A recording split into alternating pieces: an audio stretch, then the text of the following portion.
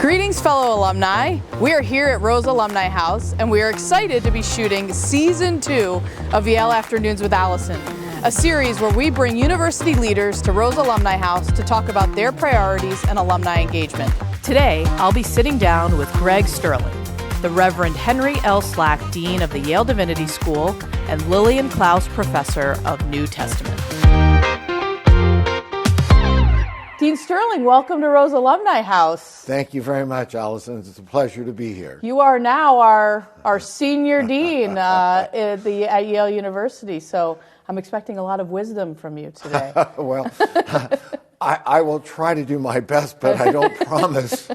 Well, we're gonna start simple. Let's have a good time here today, and thank you so much for being here. We're excited to have you.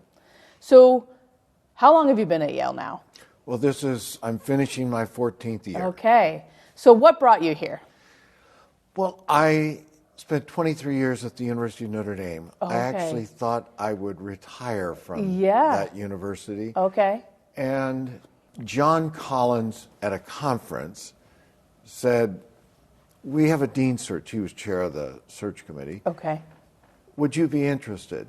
And I said, there are very few places that I would leave where I'm at to go to, but Yale is one of them. Yeah. And the reasons why, I have both personal and professional reasons, I think. Professionally, it's because I think Yale's one of the greatest universities in the world. And I sometimes tell people that, why would you leave Notre Dame? You can go anywhere in the United States, and if you say, I'm from Notre Dame, everybody knows what you're talking about. Sure. But if you're elsewhere in the world, they might say, the cathedral in Paris? Yeah. But if you say from Yale, that's all you have to say. Sure. Anywhere in the world. Sure. So that illustrates the difference in the platform.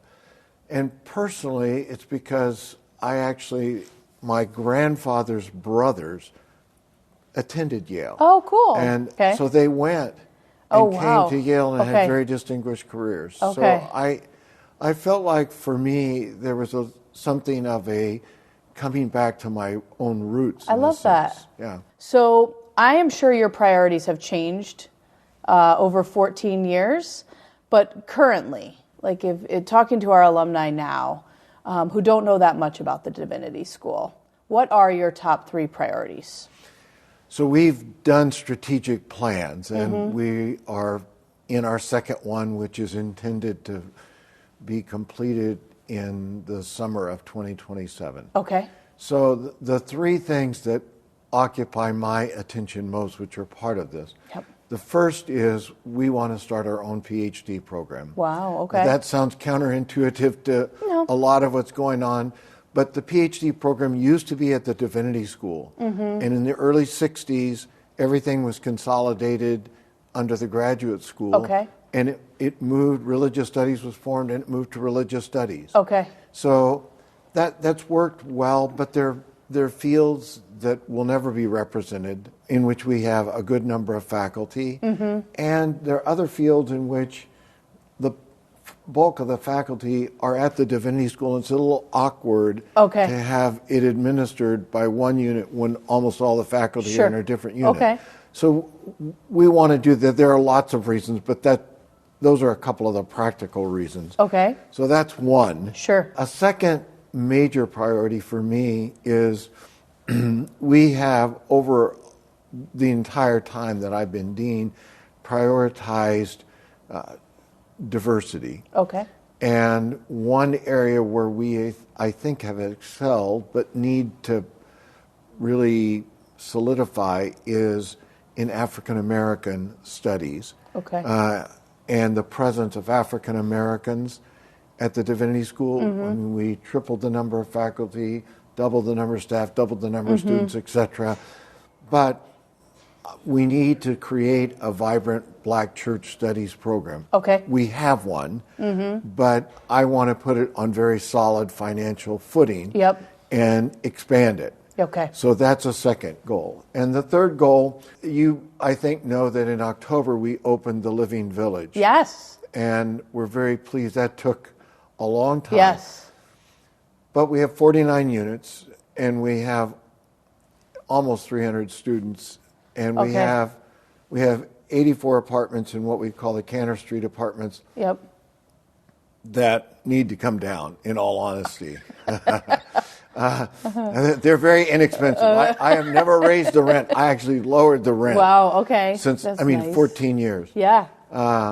However, we need to take those down and build a second building like Yep. Bower Hall in the Living Village. Why don't you, for folks who don't know that much about the Living Village, why don't you say just a little bit more about that? So this is a residential structure, but it's also 4.5 acres. Okay. That have 100,000 new shrubs and trees Yep. that are indigenous to New England. Amazing. Planted on them. Mm-hmm. And it's the most sustainable structure known today. I'm Yep. sure it will be eclipsed down the road, Yeah. but right now, so most of us know LEED certified buildings. Yep. And Yale's standard is gold LEED. Okay. That's the basic standard for the university. Yep. Croon Hall, School of the Environment, Yep. has a platinum LEED Yep. building. But this moves well beyond that. So it's not just that it's carbon neutral, but it has to actually give something back to the environment where it stands. Yep. So in this case, just without getting too much into this, Sure. It will generate about 120% of the energy that the building needs. Wow. And all of this is done through solar. Yeah. So the roof is a solar tile Okay. roof, and then there's a solar panel cover over a back parking lot. Mm-hmm. So we'll be able to provide energy for all of the building that's there, plus the 20% in extra will help offset the existing Divinity School's Sure. energy needs. One more question about this. Why was it important for a divinity school to a lot of people are probably like, well, this sounds more like a School of the Environment project. It's intriguing to me, and I'm sure others, that this came came from the Divinity School. We embrace what I call eco-theology. Okay. That is, in short, it's the conviction that we are answerable to God, to the divine, for the way that we treat nature and the world around us, that we are part of creation and we are responsible for the way that we treat creation. So this was our way of actually trying to live a fundamental value that we hold. So there's a lot of alumni out there who are really interested in engaging with the university's priorities. How can alumni, separate from fundraising, support you in your priorities? So I would say there are a couple of ways, but one of the most important right now, and this is something I say to virtually every group with whom I talk, is the standing of American universities in American society has fallen dramatically. Just a few years ago, 58% of Americans thought that going to a university would benefit an individual. Now this is down to about 38%. Yeah. Yep. It's just taken a nosedive. So one thing that every alum can do is if you value your Yale education, whatever your field, talk to people. All you have to do is tell your own story and what it means to you and how it's made a difference in your life. Yes. That's something all of us can do. Agreed. And I think our country is at stake in this. I mean, universities, to me, are one of the greatest contributions that this country has made to the world, certainly in the 20th century. Yes. And I'm happy to talk about why I believe that, but that's being undermined. And the pact that Vannevar Bush and FDR made at the end of World War II, which became the basis for research in this country and has propelled the United States not only in science and technology, but our economy worldwide is under threat. Agreed.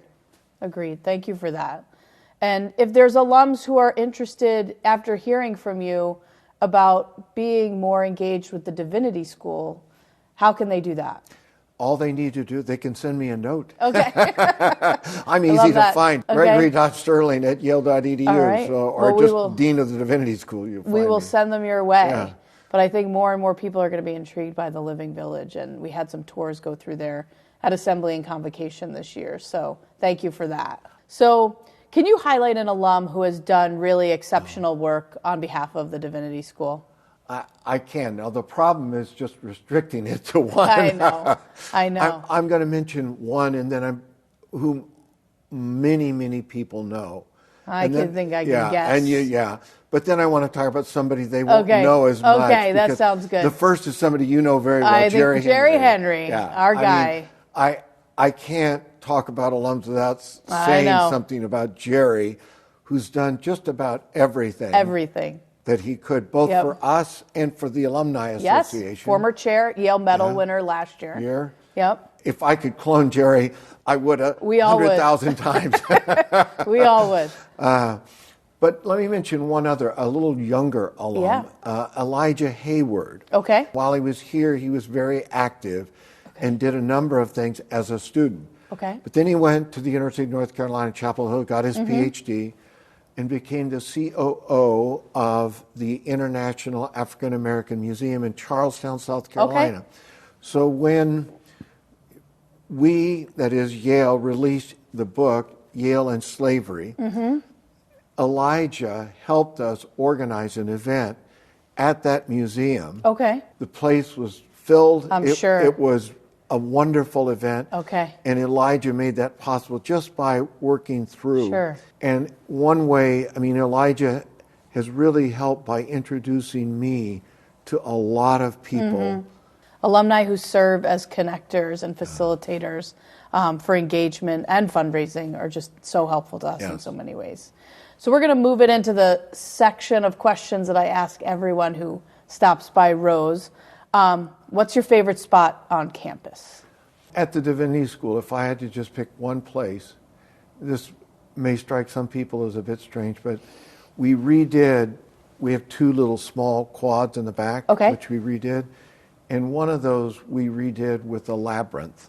Oh, cool. And it has the Chartres labyrinth in miniature. Yeah. And so when I'm needing just to meditate, I go to that and walk that labyrinth. Yeah. It's very quiet, very serene. Yes. And so for me, that's a little sanctuary. I love that. And if I were to name one spot on the Yale campus more broadly, and this will maybe say a lot about me, but I would say the entrance into the Sterling Memorial Library. And the reason why is, for me, that is the definition of cathedral of learning. It's like a cathedral, but it represents learning at Yale. And for me, that epitomizes this university. Yeah. So do you have a favorite Yale memory over your 14 years here? I have two that really stand out. Okay. So one is the opening of the Living Village last October. Okay. For me will forever be etched in my memory. Yes. Because I worked as hard as I could for a very long time. Yeah, I bet. And a lot of other people worked very hard. It wasn't just me. But there are a lot of people. It took a village to build the Living Village. It really did. Yeah. But that day was a beautiful day. We had great attendance. I think there were about 500 people there. There were 500 or so people registered. Wow. So it was in everything. Maury gave a great speech. One of our own students composed the music that was played. Oh, wow, yeah. And I think it went as well as it could have. Yeah. So that I will always remember. It's just a highlight of innovation at Yale, too, you know? No. And the second, for me, great moment, and this is a moment for Yale.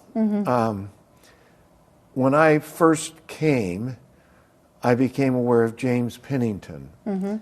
And I asked the president's office, could we give him a Master of Divinity degree? And the answer was, we could not. Okay. So in the research for Yale and slavery, they had discovered that a number of Yale College students had joined the Northern Army, had been killed, and had been awarded M.A. Privatum degrees to recognize their time at Yale. And he said, that will give us the legal precedent that we need to award. So he said, would you mind if we also gave one to Alexander Crummell?